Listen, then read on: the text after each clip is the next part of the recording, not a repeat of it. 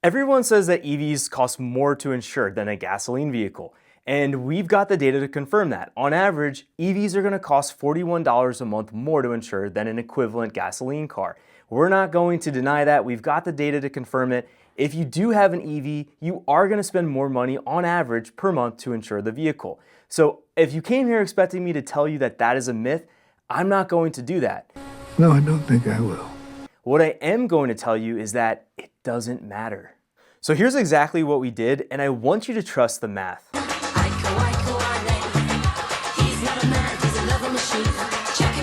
We pulled real insurance quotes, not estimates, not averages from across the internet, for 4 ICE vehicles and 4 EVs. Same driver profile in every single comparison, using Geico and an awesome aggregator called Jerry AI. And yes, in nearly every case, EV insurance did cost more. We compared a BMW 330i to a Tesla Model 3, a BMW X3 to a Tesla Model Y, a Ford Edge Titanium to a Mach E Premium, and a Chevy Equinox to a Chevy Equinox EV. And then, and this is the part that most insurance comparison videos don't bother to do, is actually ask the important follow-up question, so what? Does the insurance gap actually change whether an EV saves you money? Spoiler alert, it doesn't. I am your father.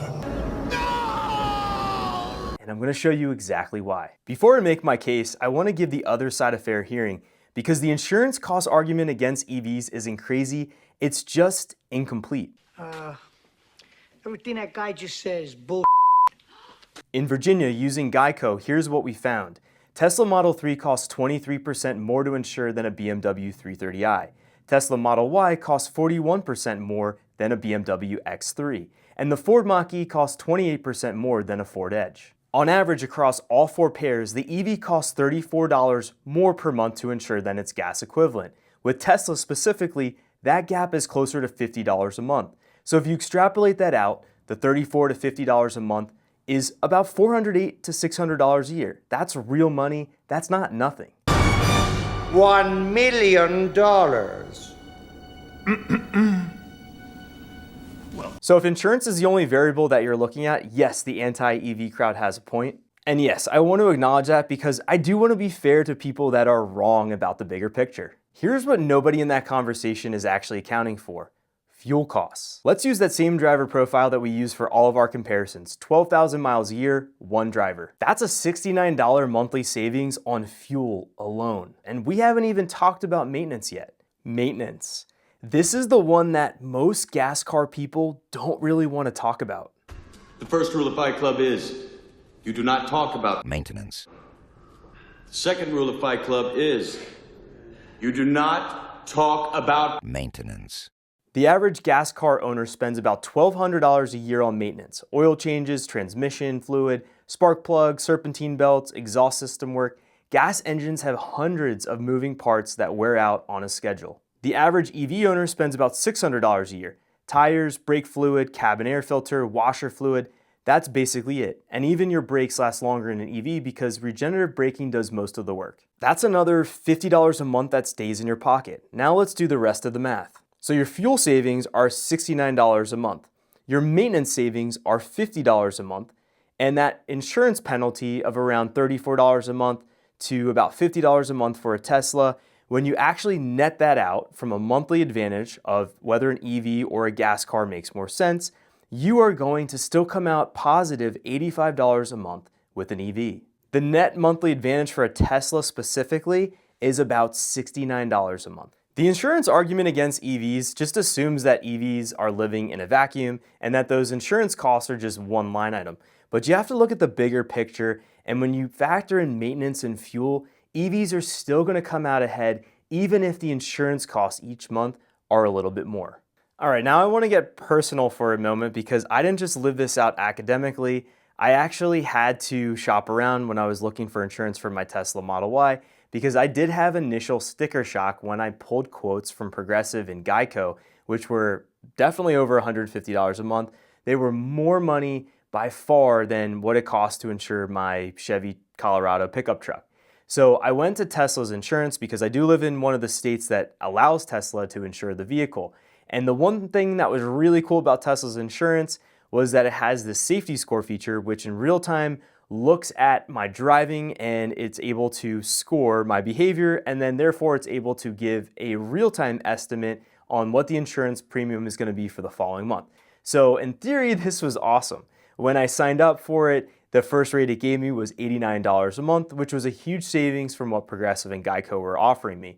Now, that was great until I actually started driving my Tesla Model Y, and I did see the safety score bump up to around $100 a month. They were docking me for aggressive turning and some late night driving. And again, I have a Tesla for a reason. I want to go fast. Hey, get him a suit. I enjoy driving it. I enjoy putting my foot down on it. And so that was a little bit frustrating. But the real kicker for me came when I went on a road trip, a couple hundred miles. Within the first month of owning the car, I drove up from Virginia to New York City for Electrify Expo. And by the time that I got back from that trip, my average rate premium went from around $100 a month to over $233 a month, because Tesla, looking at the last month of driving, assumed that based on my driving history, which was very limited, I was going to be driving over 24,000 miles a year on the vehicle, which that is one of the largest factors for calculating insurance premiums.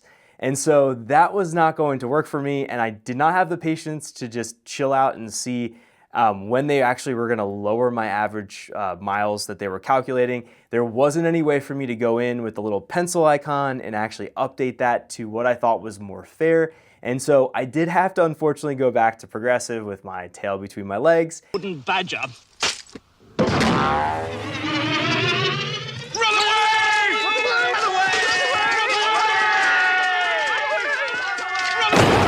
And I ended up getting a rate ultimately for around $110 a month for my Tesla Model Y with comprehensive full coverage, $1,000 deductible for collision and $1,000 deductible for comprehensive, and then the state minimums for Virginia. Now, it was a little bit of a pain going back to Progressive because I had to talk to somebody because I had been a customer just the month prior, couldn't do it online.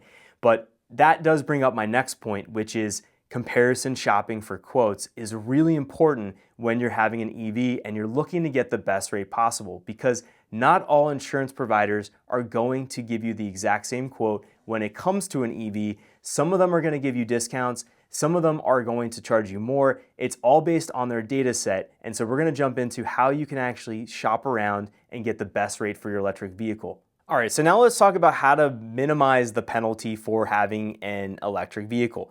And now we're not going to go into the exhaustive reason list of why EVs cost more.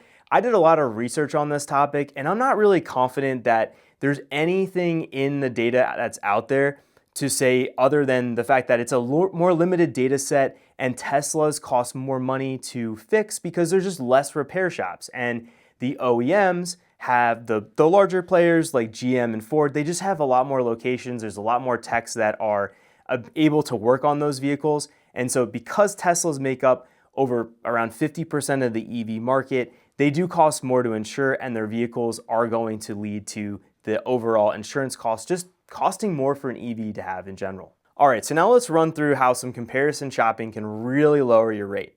So let's take the Tesla Model 3, and we're gonna look at the two quotes that I was able to get. So for Geico, and this is the same driver, the same coverage, it was $216 a month. Now, going to Jerry AI, I was able to get that down to $148 a month by doing an aggregator on their website, and that gave me options. It was really comparable between Mercury and Elephant. In this case, Mercury was cheaper, and so that was just a simple, hey, download an app, put in your information in, and get a better quote. But that's $816 a year just from a couple minutes of comparison shopping. Different insurers have different pricing models for pricing EVs. Some of them have years of claims to price EVs fairly, and then others are essentially just guessing and charging you for the uncertainty. And you want to find the ones that actually have the data on past claims and how expensive they are to repair. And while we're talking about unexpected places to find really good rates, we got to mention Costco. Now, Costco's insurance program I saw online, it quoted my Tesla Model Y at about $151 a month, which is more than I'm spending right now on Progressive, but it was definitely cheaper by far than the likes of Geico. So if you do have a Costco membership, Google Costco insurance, and I think it'll pull up American Family. It's definitely worth putting your information in. And again, it's just more money to save, so you get more of those $1.50 hot dogs next time you're in the Costco food court. For the next week, I'm eating nothing but the Costco hot dog meal to see if paying $1.50 for a glizzy and drink is worth it for 7 days. All right, so here's a practical checklist for insurance shopping when you're getting an EV. First, run your specific EV through Jerry AI or another type of aggregator out there. There's tons if you just Google them, they're coming up all the time. And get at least 5 different quotes and make sure that the amount that you actually put in is accurate for the miles that you drive and the coverage that you need. Check Costco's program. If you're a member, it might as well save you money if you do have an electric vehicle. And if you go with Tesla insurance, monitor your rate after any high mileage period. And I would also even recommend double checking on the app to see how you're driving almost every single trip to see what it's docking you for, because what Tesla thought was aggressive driving, I did not exactly agree. However, they're the ones setting the rates, and I didn't exactly have a way to dispute that on the app. So Tesla can really save you a lot of money. That would have been the cheapest option if my rate stayed at $89 a month. However, for this business and for this YouTube channel, I'm obviously driving my EV above the average amount of miles per year. If you live in a very high insurance state and you're buying a Tesla and you're getting bad quotes, and you do a lot of highway driving with cheap gas nearby, the equation gets tighter. It doesn't necessarily flip, but the margin for sure shrinks. We ran our data in Virginia and Idaho. Virginia rates were about 65 to 70% higher than Idaho across the board. High cost insurance states amplify every penalty. So the honest answer is run your own numbers. Don't take my math as universal. Obviously, insurance is based on lots of factors like your age, your specific location, how many miles you drive, what type of coverage that you want to have on the vehicle, how many drivers are in it, like you name it. It's very hard to do this analysis and get everybody's use case in here. So the only way I could do this comparison without just taking estimates from across the internet was to actually run this for the 8 vehicles in this study with actual numbers for one driver profile to see what those average rates were going to be each month. All right, so here's where we land with all this information. Number 1, EV insurance is on average more expensive than an equivalent gasoline vehicle. That data is real. I'm not going to dispute that. I saw that in nearly every single car comparison that I ran.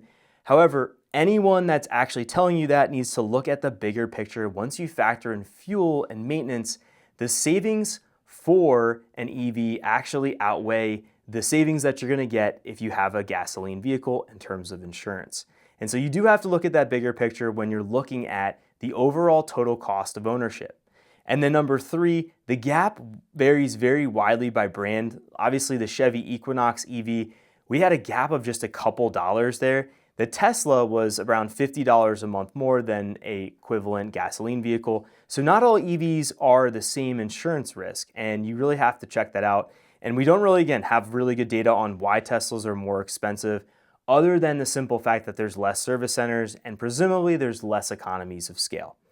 Also, we've heard in some of our analyses is that the battery, when a EV is in an accident, more often than not, insurance adjusters are just totaling the entire vehicle because they don't have the tools to actually check if the battery is safe enough after the accident. I do know that that's going to change in the next couple years with more and more EVs hitting the market. It's just going to be unacceptable for them to total and write off an entire car when a $15,000 battery is ending up in a recycling center and 95% of those batteries are perfectly okay to be reused.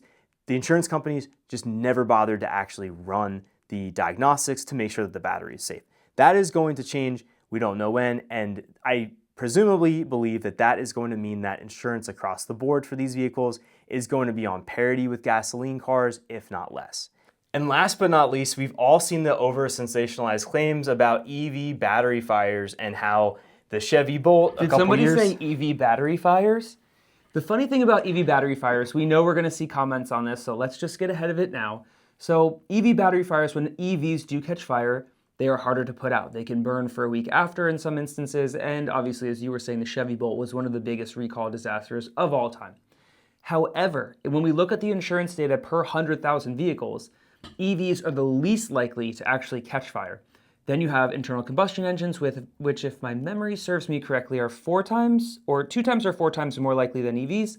And then 2 times or 4 times more than internal combustion engine vehicles are hybrids. So that is the insurance data. EVs are exponentially less likely than any of those to catch fire. When they do, they can be more challenging to put out. But hybrids, not surprisingly, are the worst because they combine both systems. So I just thought we should mention that before we see it in the comments that what are you going to do when your battery blows up, blah, blah, blah, all the things. What you gonna do when they come for you? All right, and that's a wrap on this video. Drop us a comment below. What are your challenges finding cheap insurance for either ICE vehicles or EVs? And if you have an EV and you found some secret way to get an awesome premium, please share it in the comments below. We would love to share it with the rest of the audience. Until next time, thank you for watching and God bless.